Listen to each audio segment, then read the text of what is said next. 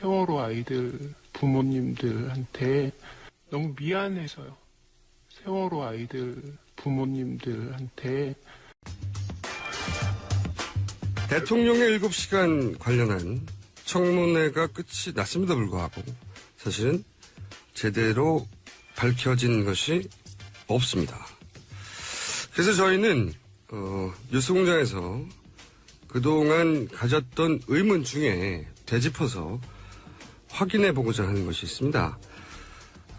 예를 들어서 11월 29일 단신이었던 간호장교 출장 기록이 없다는 뉴스. 당시 저희는 이 뉴스를 다루면서 뜬금없다. 뉴스브리핑에서. 이 뉴스는 나중에 대통령의 7시간과 관련해서 대통령의 알리바이로 사용될 가능성이 있다. 이렇게 브리핑을 했었고, 최근에 청와대 조리장의 인터뷰에 대해서는 이 인터뷰에서 주장하고 싶은 것은 결국 당일 대통령이 관저에 있었다는 말을 하고자 하는 게 아닌가 하는 의구심을 저희가 가졌던 적이 있습니다. 하지만 이런 부분들은 청와대에 직접 근무하지 않고서는 그 진위를 파악하기 대단히 어려운데, 오늘 청와대 부속실 근무 경험을 가지신 분을 모시고 이 사안들을 짚어볼까 합니다. 안녕하세요. 안녕하세요. 네. 제가 간단히 두 가지 정도 얘기했는데, 11월 29일 날 뉴스가 나오고 저희가 11월 30일 날 굉장히 뜬금없는 단신이었어요. 네. 청와대 간호장교 출장 기록이 없더라 하는 단신이 나오고 후속 기사도 없었어요. 네. 제가 그때 가졌던 의구심은, 이렇게 뜬금없는 기사는 향후 대통령 7시간과 연결된 알리바이로 사용되지 않을까? 이런 얘기를 하고 지나갔었거든요. 혹시 이런 뉴스를 보고 일반인들은 알 수 없지만 가지셨던 의구심이 있었었는지. 제가 근무할 때는 의무실에 상근으로 근무하는 간호장교가 2명 있었고요. 지금 2명 드셔가는. 네, 예. 네. 상근이라는 거죠? 네. 예, 그렇죠. 당신은. 예. 네. 그 청와대로 출근하고 청와대에서 동일 근무하고 퇴근하고 하는 거죠. 그러니까 필요해서 출장 가는 게 아니라. 네. 그러니까 아예 출장할 필요가. 아까 그분들의 구체적인 소속이 어디였는지는 모르겠어요. 네. 그러니까 그 당시에는 국군지구병원이라고. 네.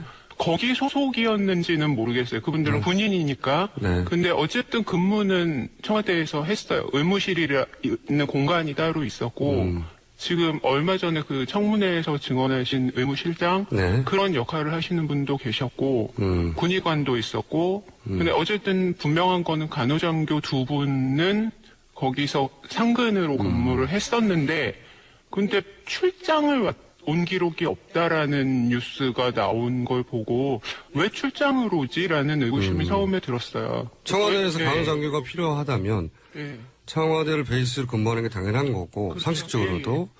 그리고 실제로 그랬었는데. 네. 그 출장이라는 형식으로 온다는 게 사실 말이 안 되는 게요. 거기서 그 대통령 지근거리에 있는 사람들은 사실은 신원조회라든가 네. 뭔가 그 출입을 위한 사전 절차가 무지무지 복잡하거든요. 상상 이상으로.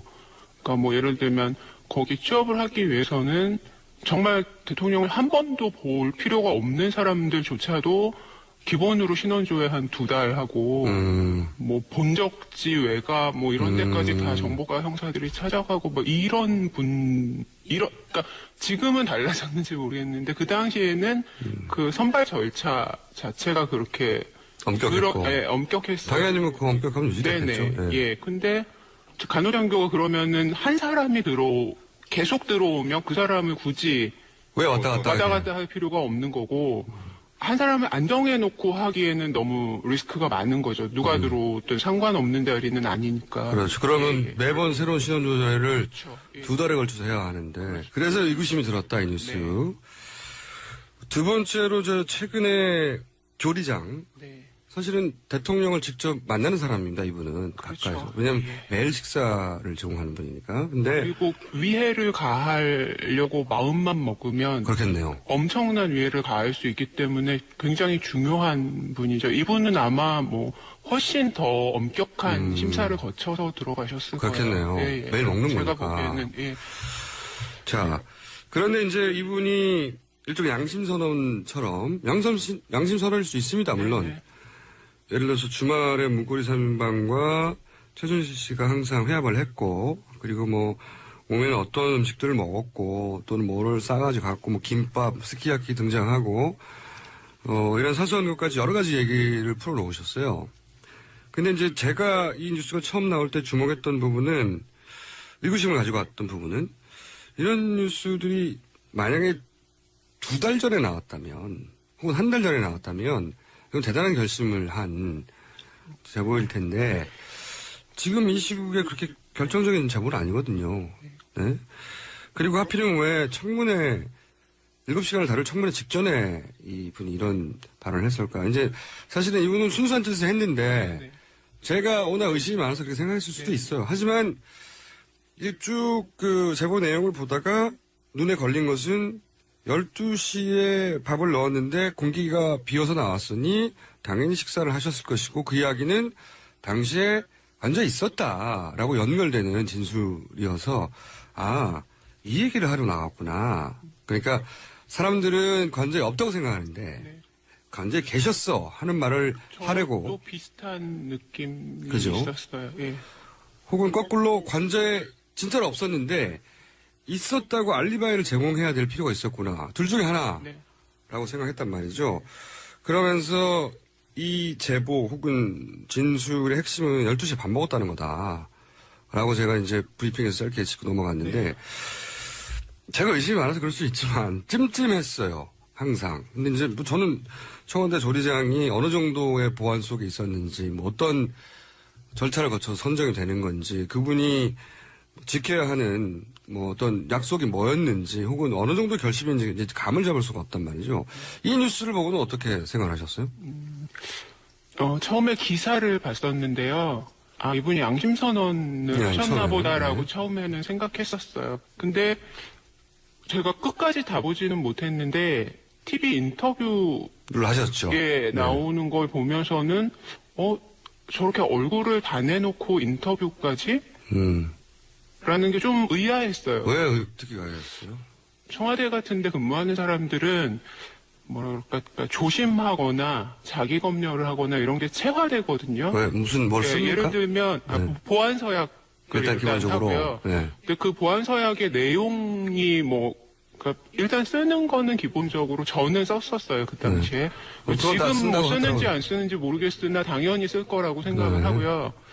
그런 중요한 포스트에 있는 사람들은 사실은 옛날에는 뭐 도청한다, 미행한다, 뭐 이런 것도 있었거든요. 훈련을 철저하게 받고 계속 그럼에도 불구하고 대통령이랑 지근거리에 있는 사람들은 더더욱. 사실은 마음 먹으면 위해를 가한다거나 이렇게 뭐 이용당할 수도 있는 그렇죠, 거잖아요. 그렇죠. 뭐 위협을 당해서 그렇죠. 예를 들어서 조리장 같은 경우에 뭐 그렇죠. 영화 음식에 스토리. 뭔가 무슨 짓을 한다든가 이거를 할 수 있는 위치잖아요. 그렇죠. 영화에 예. 보면 예를 들어서 조리장 가족을 네. 위협해서 조리장에게 무슨 그렇죠. 약을 예. 타게 만들어서 그분이 뭐 나쁜 뜻은 아니지만 어쩔 수 없게 그렇게 몰아가는 상황에 노출될 가능성은 있는 거잖아요. 아, 그래서 훨씬 더 엄격하게. 예, 훨씬 더 엄격하게 아마 뭐 저보다 훨씬 그분이 타이트하게 관리를 받으셨을 거라고 생각하고요. 보안서약도 물론이거니와 예. 일반 보안서약은 뭐 청와대에서 취득한 정보를 외부에 발설할 경우에 어떠한 법적 처벌이 있고 이런 수준인데 네. 사실 그렇게 2달씩 신원조회하고 네.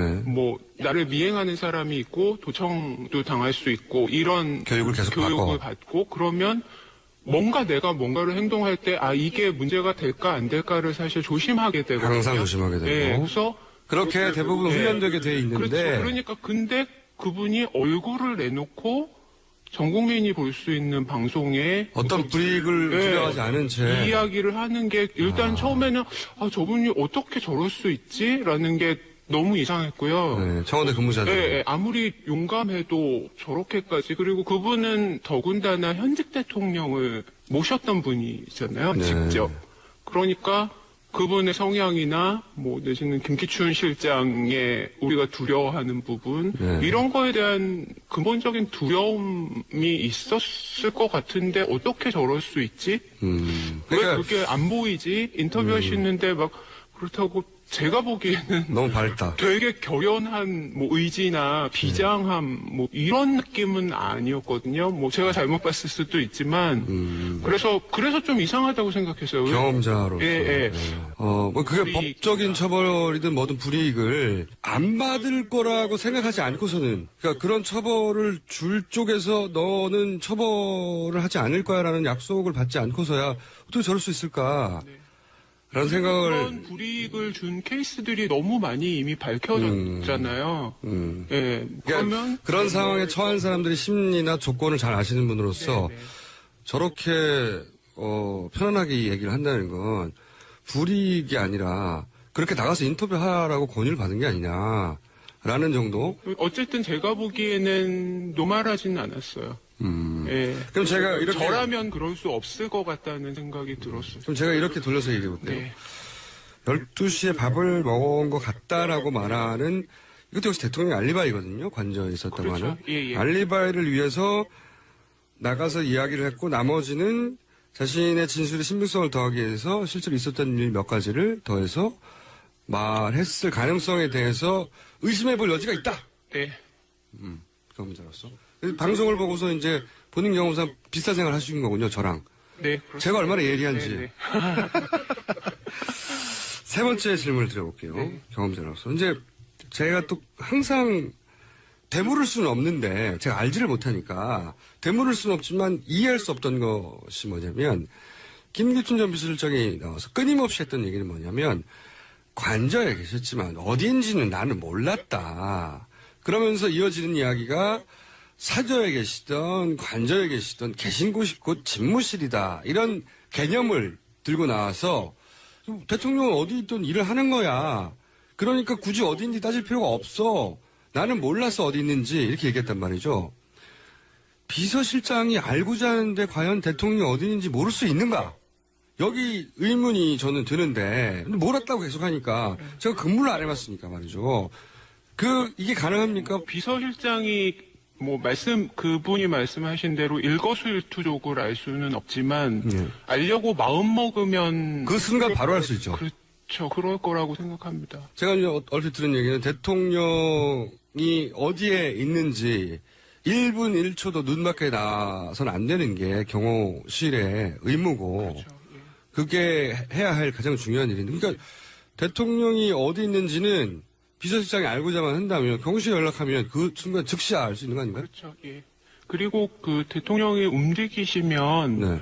그 동선에 있는 직원들이 사전에 스탠바이하고 뭔가를 다음 일정을 준비해놓고 이런 것 때문에 항상 그거는 그 관련 라인에 있는 사람들한테는 노티스가 됩니다.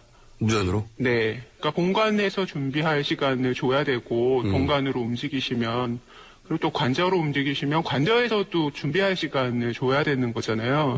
그러니까 물론 항상 조심하고 있기는 하겠지만, 지금 이제 5분 후에 도착하시면 도착하시자마자 뭔가를 해야 되는 또 그 다음 과정들이 있을 거잖아요. 예를 들면 식사를 하셔야 되면 식사 준비를 해야 될 거고, 집무실로 오시면 그 다음에 보고할 분이 계시면 올라오시라고 연락을 한다든지 이런 준비들이 필요하겠죠.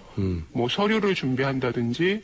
그러면 그 라인에 있는 사람들이 대통령의 동선을 알고 있어야 되잖아요. 그렇죠. 예. 당연히. 그래야지 그렇다고 오셨는데 기다리세요 그러고 할 수는 없으니까 딱 그 움직임에 맞춰서 모든 거를 스탠바이 하고 있는 거거든요. 거기 인원들은 모두가 다. 근데 그거를 모르면은 준비를 할 수가 없으니까 항상 일정한 인원은 항상 알고 있고 경호실은 항상 100% 알고 있고 100% 알고 있을 거고 24시간 알아야 되고 그 그렇죠. 사람들은. 예. 그래서 저는 이런 얘기가 듣고 싶었어요. 비서실장이 본인이 모른다고 그랬잖아요. 아니 모르실 수 있을 것 같아요. 처음에는. 그러니까 제 말은 예. 어떤 사태가 발생한 직후에 그 상황에서 모를 수 있어요. 모르시는 하지만 거는 어디 계셔? 라고 그렇죠. 전화 한 통화로 바로 할 수 있는데 예. 그 7시간 내내 당일 몰랐다고 말하는 건 아니 경호실에 전화해서 만약에 경호실이 모르겠는데 해버리면 그 경호실은 지금 사라져야 되는 거 아니에요? 아예. 이제는 아마 과거에는 경호실장, 비서실장이 동급이었던 거의. 적이 있는데 지금은 아닐 거예요. 아마 네. 경호실이 위상이 좀 많이 떨어져서 비서실장이 더 높으실 거예요. 거겠죠, 당연히. 예. 그러니까 비서실장이 하다못해 경호실장한테 묻더라도 전화 한 통이면. 경호실장 입장에서는 상관의 개념이 되는 거거든요. 그러니까 물론 뭐 별도의 조직이기는 하지만 그러면 그거를 더군다나 그게 평상시의 상황이 아니잖아요. 네. 비상시니까 어디 예, 계신지 그 상황에서 묻는데 경호실에서 이야기를 안 한다는 거는 있을 수 없는 일이죠. 모른다는 불가능한 얘기고 아예 제 생각은 말할 수 없다도 있을 수 없는 일이고. 네, 저는 그렇게 생각합니다. 저도 이 얘기를 듣고 싶었어요. 왜 이 얘기를 아무도 안 하나 몰라. 대통령의 경호는 24시간 이루어지는 것이고 단 한 통의 전화로도 비서실장은 그 즉시 위치를 파악할 수 있는데 본인은 그 7시간 내내 몰랐다라고 지금도 주장하고 있고 그게 왜 틀린 주장인지 일반인들은 알 수가 없거든요. 근데 그거 보자마자 거짓말인 줄 아시겠네요. 알려고 하면 알 수 있는데 그 즉시. 알려고 안 했나? 그걸로밖에 설명이 안 되는. 예. 대통령이 어디 계신지 격렬하게 몰라야지. 그런 상태가 아니면 말이 안 되는 거죠. 근데 당신은 대통령이 어디인지 즉시 알아서 즉시 조처를 취해야 되는 상황이니까 당연히 어디인지 물어봤겠죠. 네. 그리고- 그리고 관저에 계셨다고 자꾸 그러는데 예. 그것도 그러니까 관저에 뭐 집무실이 있다고 자꾸 얘기하시고 무슨 비서실에도 있고 연무관에도 있고 뭐 네. 그러시는데 방은 있을 수 있을 거예요. 아마 왜냐하면 잠깐 가시더라도 네. 그냥 뭐 대기실 같은데 같이 계실 수 없기 때문에 그분을 대통령을 위한 전용 공간은 분명히 만들어 놓죠. 그렇지만 네. 그거는 정말 어쩌면 재임 중에 한 번도 안 쓸 수도 있는 공간들인 거거든요. 그리고 관저에 있는 집무실이라는 거는 설사 있다 하더라도 그런 상황이면 뭐 본관으로 오시든 뭐 비서실로 가시든 해서 정말 대책을 논의해야 되는 장면이잖아요. 그 시간에 관저에서 집무를 했다는 거는 저로서는 도저히 저게 변명이 된다고 생각하나? 그렇잖아요. 근무하는- 재택근무하고 있는데 304명의 자기 국민이 수당당하는 장면에서 나는 오늘 여전히 재택근무? 이거는 말이 안 되죠. 그리고 비서실장은 그렇죠. 어디인지 예. 몰라? 그러니까요. 예. 그게 너무 당연한 것을 계속 얘기해? 예. 일반인들은 청와대 경험을 안 했으니까 그거가 통할 거라고 이제 생각하면서 끊임없이 반복 재생하고 있는 거죠. 청와대 부속실 가장 가까운 곳에서 직접 유사한 경험을 한 분으로서는 이런 진술들이나 정황들이 드러나면 드러날수록 거꾸로 없었나 보다는 생각을. 네. 전에는 사실 뭐 알 수 없지. 네. 뭐 약간 중립적인 생각이었는데 그리고 또 그 이분 인터뷰가 나온 다음에 다른 언론들은 너무나 당연하게 뭐 그러면 12시부터는 식사를 했으니까 있었고 그렇죠. 로 되는 거잖아요. 전제가 그 인터뷰를 근거로 해서 네네. 오후에 뭐 90분 올리머리 했고 네. 앞에 그러면은 12시부터 밥을 먹었으니까 그러면 12시에는 적어도 있었고 그러면 오전만 비네 이렇게 되는 거잖아요. 그렇죠. 그걸 원했나? 라고 생각할 수밖에 없었다. 예, 저는 그런 생각이 들었어요. 그래서 거꾸로 이걸 이렇게까지 굳이 조리장에 나와서 얘기하는 걸 보면 이 중간에 알리바이가 꼭 필요했나? 알겠습니다. 대단히 상식적인 지적이었고 저희가 꼭 듣고 싶은 이야기였는데 오늘 어렵게 나와주셔서 정말 감사하고요. 그런데 그 이야기를 듣고 그리고 보안 서약을 써서 가까운 지인한테도 하지 않는 과거 경험 그렇게 조심스러워 하셨는데 왜 굳이 방송에까지 나와서 이 대목을 짚어주셔야 되겠다고 생각하셨는지. 너무 미안해서요. 세월호 아이들 부모님들한테 세월호 이후에 사실 저뿐만 아니라 저희 전 국민이 다 트라우마를 안고 살고 있는 거잖아요. 뭐 저도 아이들이 있고 저는 그러니까 계속 저를 괴롭힌 거는 우리 아이들이 세월호에 안 탄 거는 그냥 운이 좋았을 뿐이다라는 생각을 늘 했어요. 그래서 그냥 이렇게 이대로 살면 언젠가, 지금은 운 좋아서 안 탔지만 내 아이들도 언젠가 또 다른 세월호에 탈 수 있고 나는 또 다른 행복항에 가서 저렇게 울부짖으면서 9명인가는 아직 돌아오지 못하셨잖아요. 그러니까 계속 마음의 빚은 있었는데 그래서 이 광화문에 주말마다 사실 나가면서 세월호 천막에 가서 미안하다는 이야기를 하고 싶었는데 못했어요. 너무 내가 아무것도 안 한 게 너무 뭐라 그러지 비겁한 상태에서 가기가 너무 미안해서. 근데 이제 탄핵이 가결되고 나서 지난주에 처음으로 갔어요. 가서 꽃도 바치고 미안하다고 이야기도 하고 그러면서 제가 약속했거든요.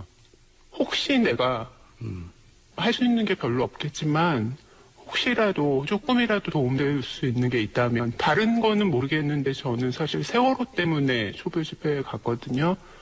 이제는 외면하지 않겠다, 가만히 있지 않겠다라고 아이들한테 약속했고요. 그래서 그때는 사실 제가 할 수 있는 거는 그냥 촛불 집회에 계속 나가는 거라고 생각했어요. 100만 명에다가 점 하나 보태는 거 정도. 그 정도는 그것도 안 하면 안 되겠다라는 생각을 했었는데 여명숙 위원장님, 주진영 사장님, 그리고 특히 그 현직 외교관인데 인터뷰하신 분 베트남 영사님인가요? 그분 인터뷰 보면서 정말 너무너무 울었어요. 그분은 본인뿐만 아니라 가족들 그리고 현직 공무원이신 거잖아요.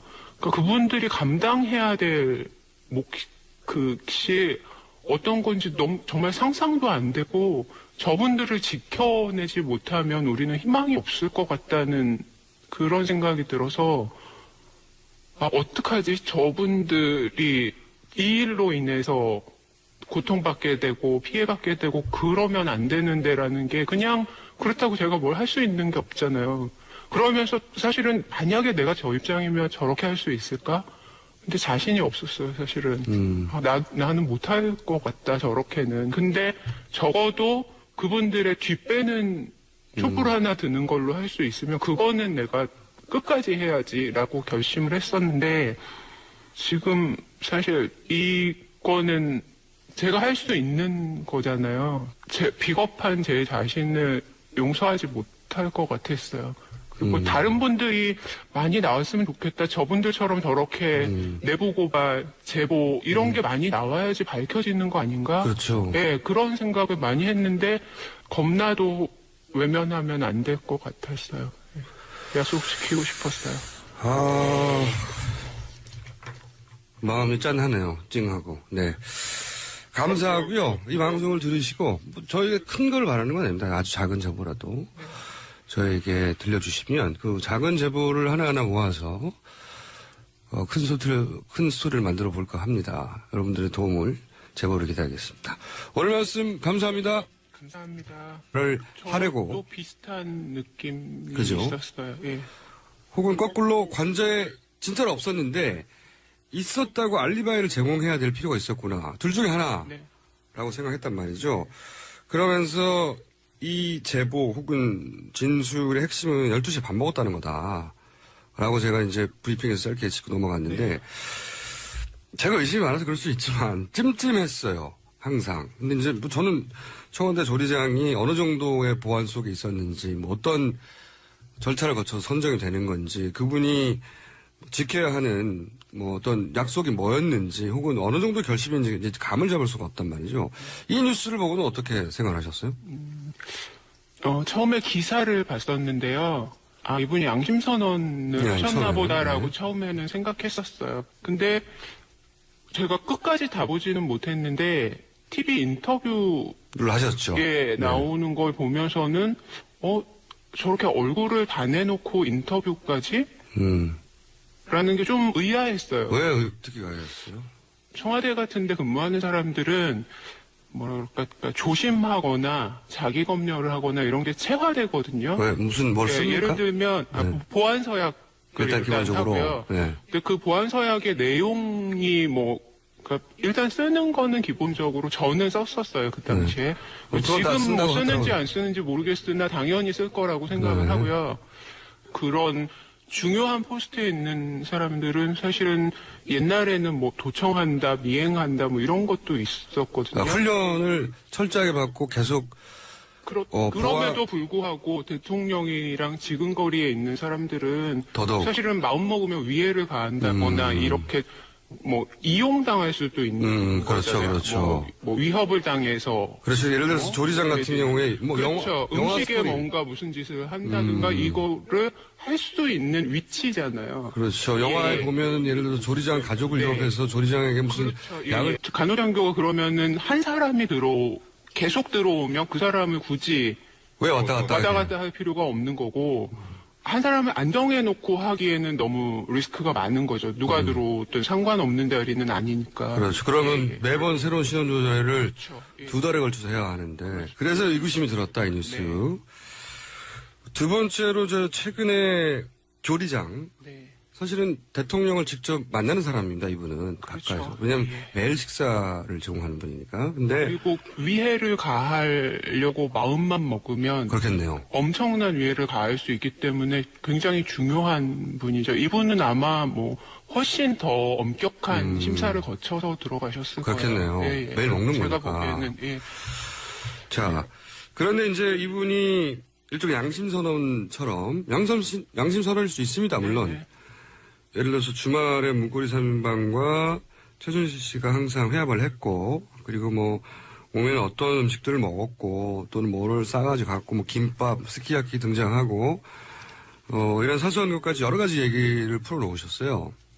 근데 이제 제가 이 뉴스가 처음 나올 때 주목했던 부분은, 의구심을 가지고 왔던 부분은, 이런 뉴스들이 만약에 2달 전에 나왔다면, 혹은 1달 전에 나왔다면, 이건 대단한 결심을 한 제보일 텐데, 지금 이 시국에 그렇게 결정적인 제보는 아니거든요.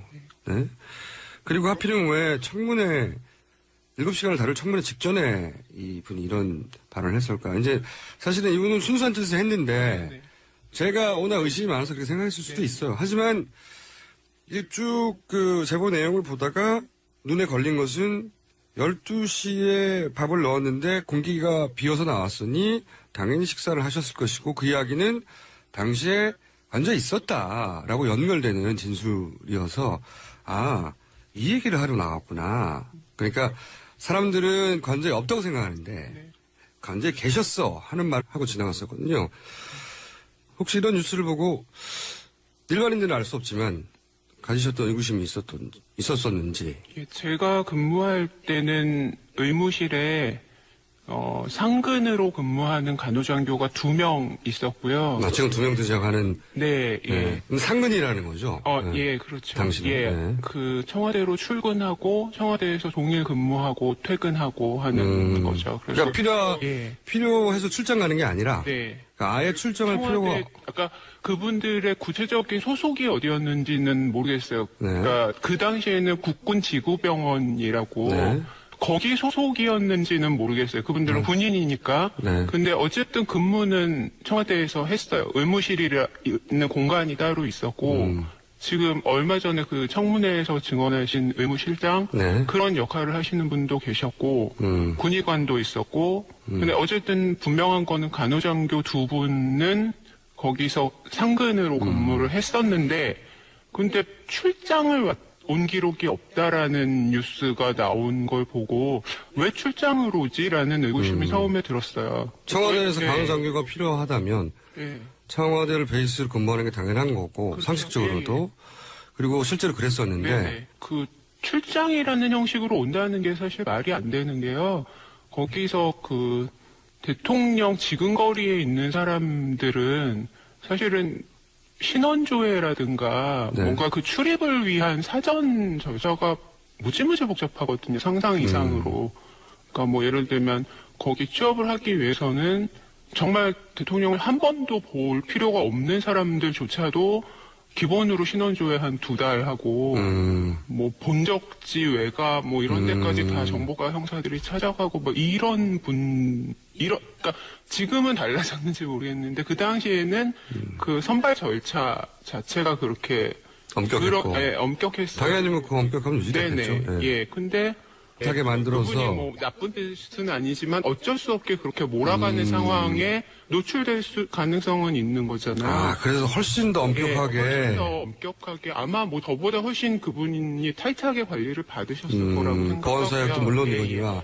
일반 보안사약은 뭐 청와대에서 취득한 정보를 외부에 발설할 경우에 어떠한 법적 처벌이 있고 이런 수준인데. 네. 사실 그렇게 2달씩 신원조회하고 네. 뭐 나를 미행하는 사람이 있고 도청도 당할 수 있고 이런 교육을 계속 교육을 받고 그러면 내가 뭔가를 행동할 때 이게 문제가 될까 안 될까를 사실 조심하게 되거든요. 항상 조심하게 되고. 네, 그래서 그렇게 대부분 훈련되게 돼 있는데. 그렇죠. 그러니까 근데 그분이 얼굴을 내놓고 전 국민이 볼 수 있는 방송에 어떤 불이익을 주려하지 않은 채 이야기를 하는 게 일단 처음에는 저분이 어떻게 저럴 수 있지라는 게 너무 이상했고요. 네, 청와대 근무자들. 네, 아무리 용감해도 저렇게까지 그리고 그분은 더군다나 현직 대통령을 모셨던 분이잖아요. 네. 직접. 그러니까 그분의 성향이나 뭐 내지는 김기춘 실장의 우리가 두려워하는 부분 네. 이런 거에 대한 근본적인 두려움이 있었을 것 같은데 어떻게 저럴 수 있지? 왜 그러니까 그게 안 보이지? 인터뷰하시는데 막 그렇다고 제가 보기에는 너무 밝다. 되게 결연한 뭐 의지나 비장함 뭐 이런 느낌은 아니었거든요. 뭐 제가 잘못 봤을 수도 있지만 그래서 좀 이상하다고 생각했어요. 경험자로서. 예. 뭐 그게 불이익. 법적인 처벌이든 뭐든 불이익을 안 받을 거라고 생각하지 않고서는 그러니까 그런 처벌을 줄 쪽에서 너는 처벌을 하지 않을 거야라는 약속을 받지 않고서야 어떻게 저럴 수 있을까? 라는 생각을. 그런 불이익을 준 케이스들이 너무 많이 이미 밝혀졌잖아요. 예. 그러니까 그러면 그런 상황에 처한 사람들이 심리나 조건을 잘 아시는 분으로서 네네. 저렇게 편안하게 이 얘기를 한다는 건 불이익이 아니라 세월호 아이들 부모님들한테 너무 미안해서요. 세월호 아이들 부모님들한테 대통령의 7시간 관련한 청문회가 끝이 났음에도 불구하고 사실은 제대로 밝혀진 것이 없습니다. 그래서 저희는 뉴스공장에서 그동안 가졌던 의문 중에 되짚어서 확인해 보고자 하는 것이 있습니다. 예를 들어서 11월 29일 단신이었던 간호장교 출장 기록이 없다는 뉴스. 당시 저희는 이 뉴스를 다루면서 뜬금없다. 뉴스브리핑에서. 이 뉴스는 나중에 대통령의 7시간과 관련해서 대통령의 알리바이로 사용될 가능성이 있다. 이렇게 브리핑을 했었고 최근에 청와대 조리장의 인터뷰에 대해서는 이 인터뷰에서 주장하고 싶은 것은 결국 당일 대통령이 관저에 있었다는 말을 하고자 하는 게 아닌가 하는 의구심을 저희가 가졌던 적이 있습니다. 하지만 이런 부분들은 청와대에 직접 근무하지 않고서는 그 진위를 파악하기 대단히 어려운데 오늘 청와대 부속실 근무 경험을 가지신 분을 모시고 이 사안들을 짚어볼까 합니다. 안녕하세요. 안녕하세요. 네. 제가 간단히 두 가지 정도 얘기했는데 11월 29일 날 뉴스가 나오고 저희가 11월 30일 날 굉장히 뜬금없는 단신이었어요. 네. 청와대 간호장교 출장 기록이 없더라 하는 단신이 나오고 후속 기사도 없었어요. 네. 제가 그때 가졌던 의구심은 이렇게 뜬금없는 기사는 향후 대통령 7시간과 연결된 알리바이로 사용되지 않을까? 이런 얘기를